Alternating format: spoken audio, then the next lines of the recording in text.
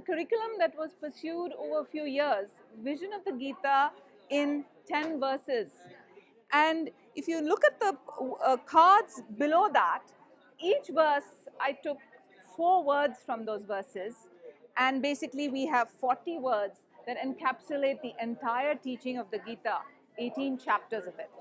And this provides teaching material in our classes to explore Vision of the Gita. They were developed by our Games for Seva group, developing tools that we can use for teaching and activities that are reflective. Now on that far corner is values to live by.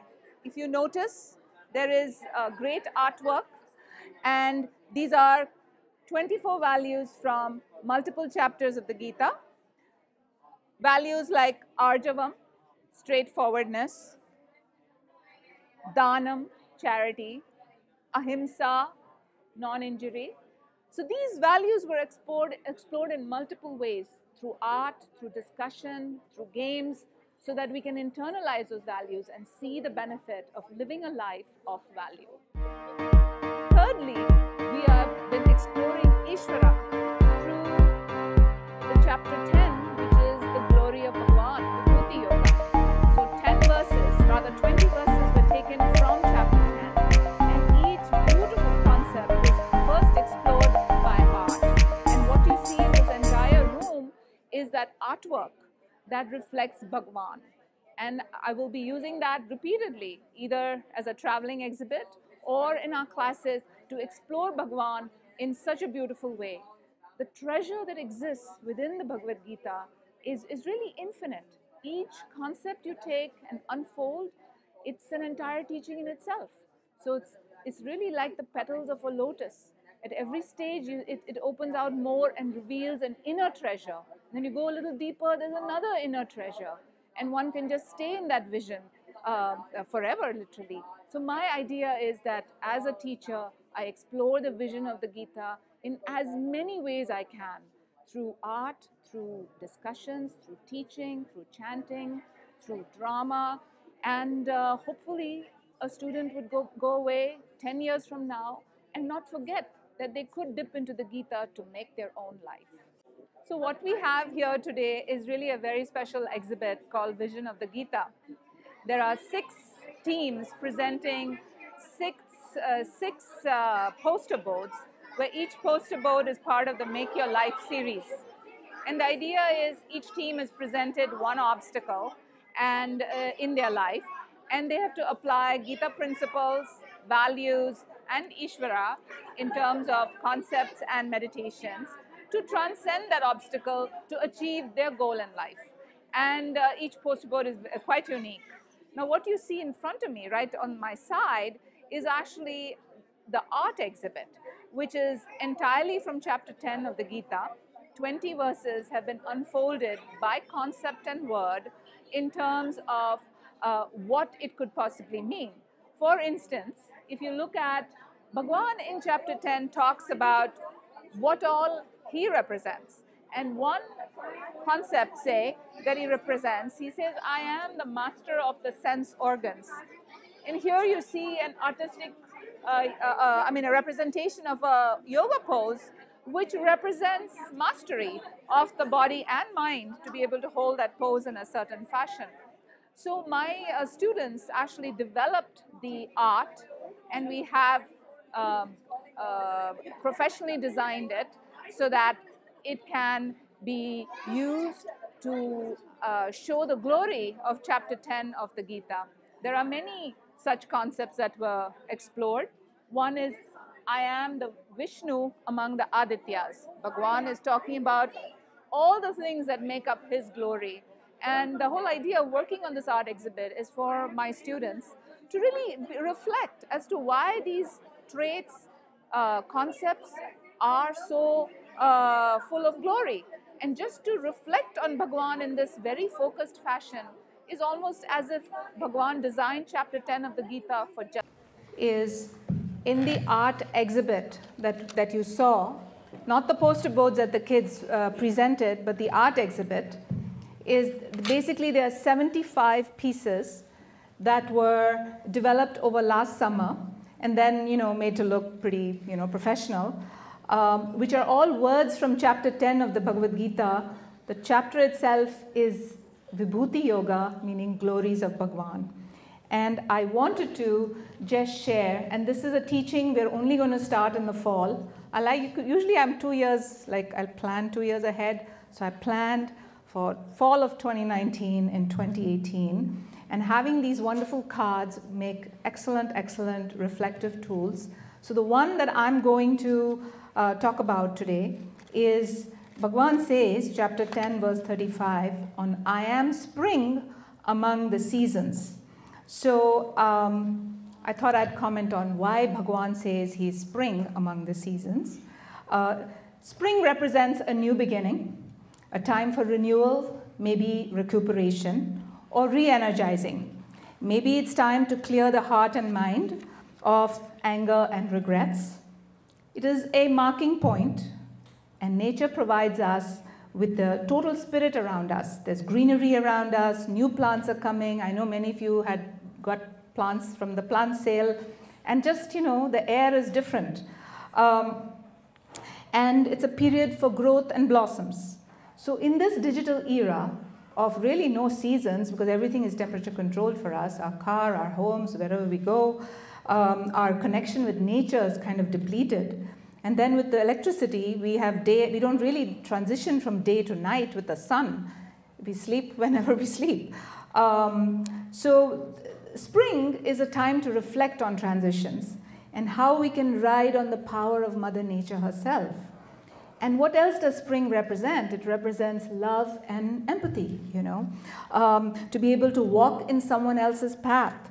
So nature comes back, with so much forgiveness after, say, a harsh winter. And with so much forgiveness and love, nature comes back. She moves on with whatever is handed her, no looking back. Just as nature knows that a plant is not a solitary creature, fending for itself, but instead dependent on the entire universe to survive, we too need each other. And spring is a time to refocus on that principle of how we need each other. Did you know that in a forest, when a tree is dying, the other trees protect each other? Did you guys know that in science? No, the whole ecosystem. But it's true. So what happens is when a tree is dying, the other trees know this through this communication system that goes through this fungus that is all over the soil. And it's, certain chemicals are sent like a SOS. Then the other trees cut down what they're consuming so that the tree that is suffering gets more nutrition so that it can survive better. This is science. Think about it, that there is this empathetic system in place to see what is going on. So my little topic for the spring that's around us, can we see who around us, needs something that we have in abundance? Instead of hiding in our small cohorts, all of us, and do we blind ourselves to our own power to make a difference? Sometimes it's easy to think of people far away who are less fortunate, but what about something that's really close by? I came across a fantastic quote by John Steinbeck. It was, I don't know the context, but it was just beautiful.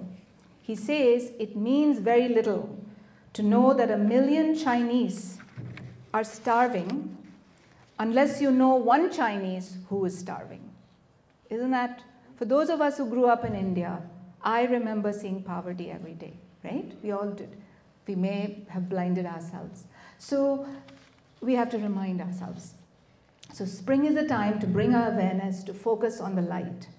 A blade of grass knows automatically that it has to grow towards the sun.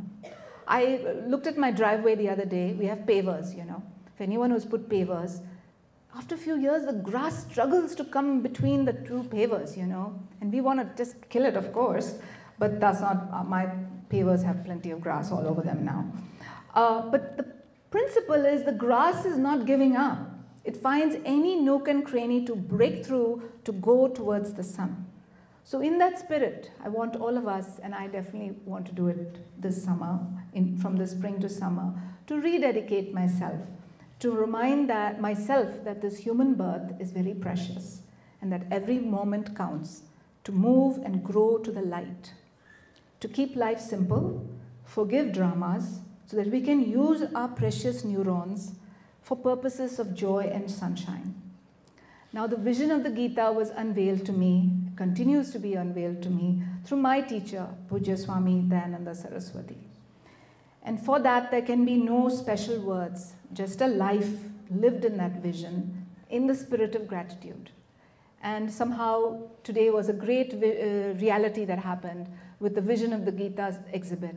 It has probably been 4 years in the works. The material that you saw today has been in development for 4 full years. So things happen for all of us. You know. Thank you. If you look at the values cards, 4 years ago, Isha Sharma started work on those pieces of art, one artwork at a time. And all the kids, the Vedic kids, the Games for Seva, we've all come together as a team today. So that's very, very thrilling, really. So this is what it means. We do the hard work of never giving up, keep moving, and walking the talk. So I really, 25 years of YICG, I thank you all for your trust and kindness over the last 25 years. I see many old-timers here who, I keep sending, come to my Gita Vichara, but people do show up, today I'm really happy. Each of you has a special place in my heart. We have another 25 years in us now, I feel we do. So let's keep just doing that. Be like that blade of grass that doesn't give up.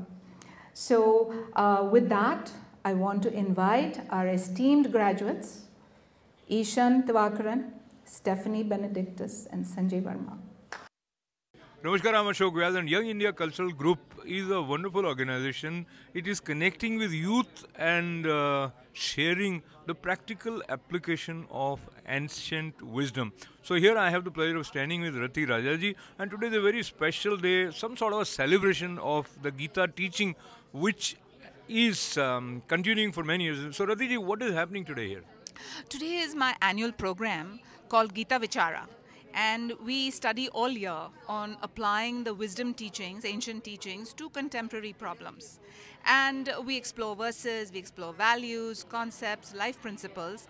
And today is the annual forum where they present their work over the last year.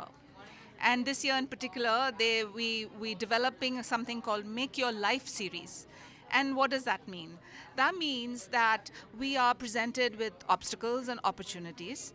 And can we apply the teachings of the Gita, the values, the verses, the life principles, the meditations, the concepts of Bhagavan in different manifestations? Can we apply some of it to overcoming either the obstacle or striving for the opportunities that present to oneself?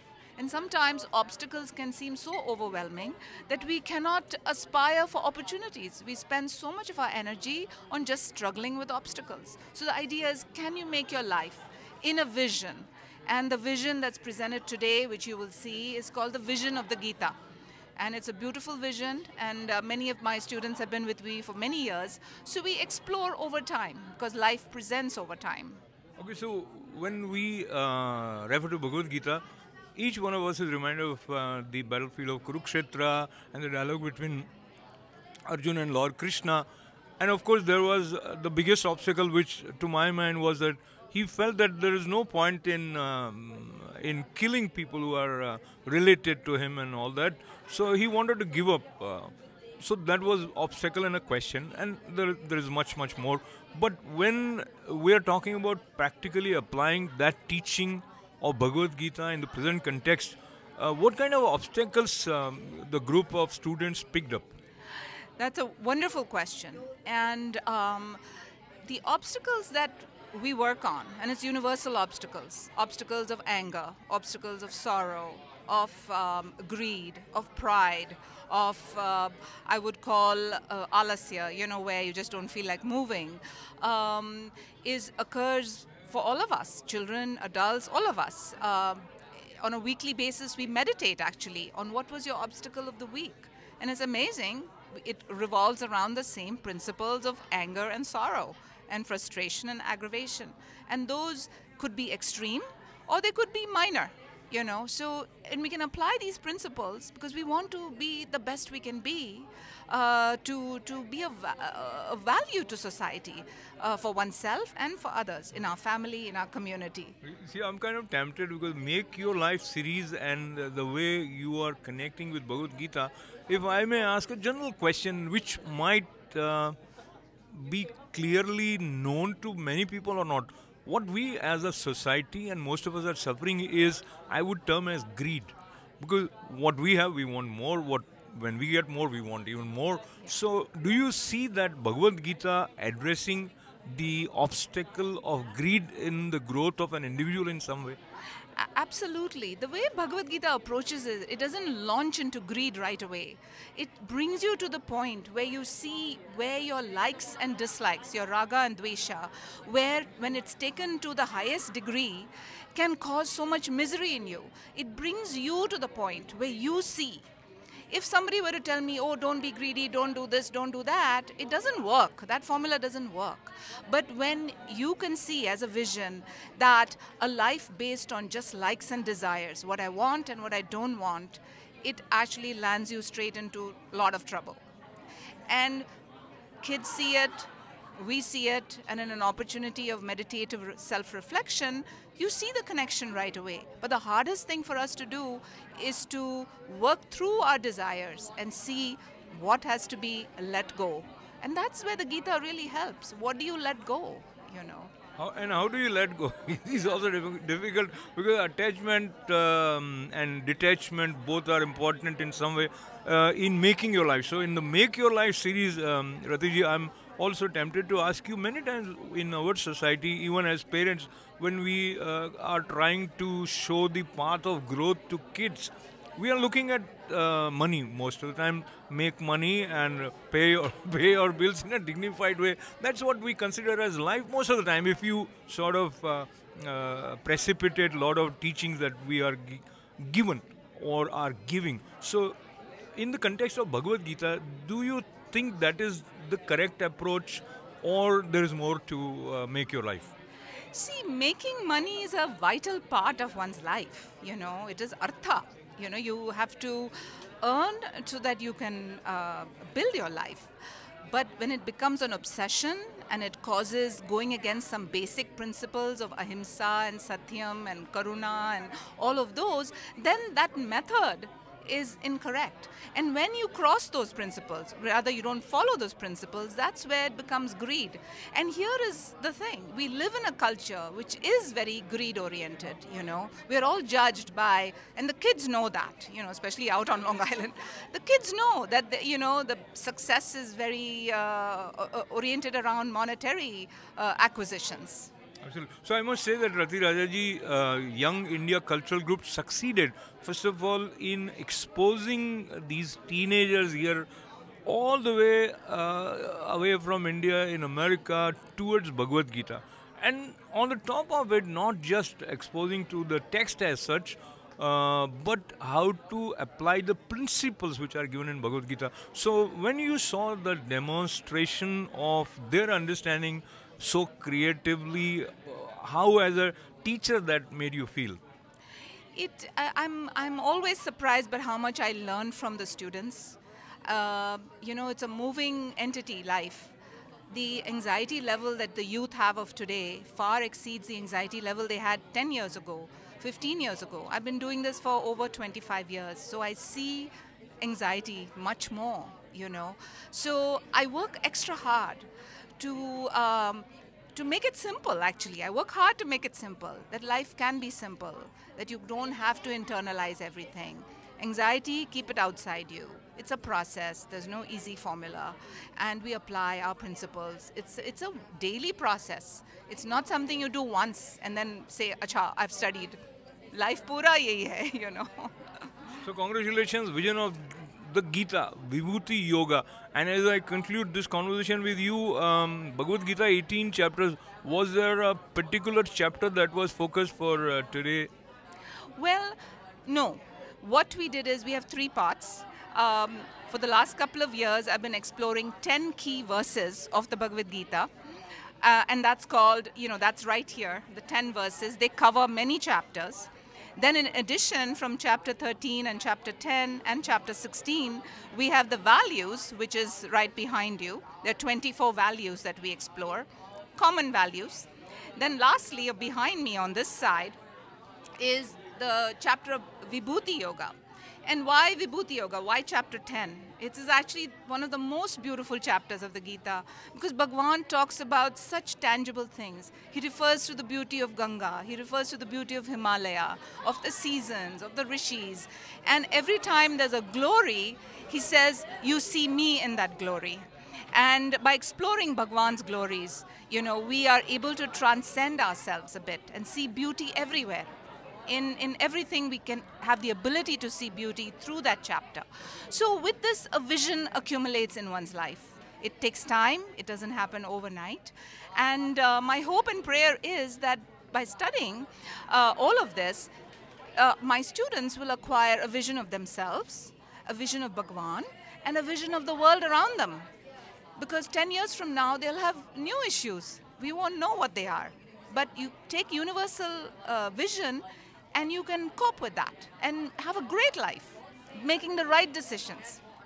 Wonderful to have a great life, make right decisions. And lastly, in the month of June, 25 years is a small time if you are talking about centuries, but it's really a long time if we are talking about a human life. So Silver Jubilee of Young India Cultural Group is being celebrated in the month of June.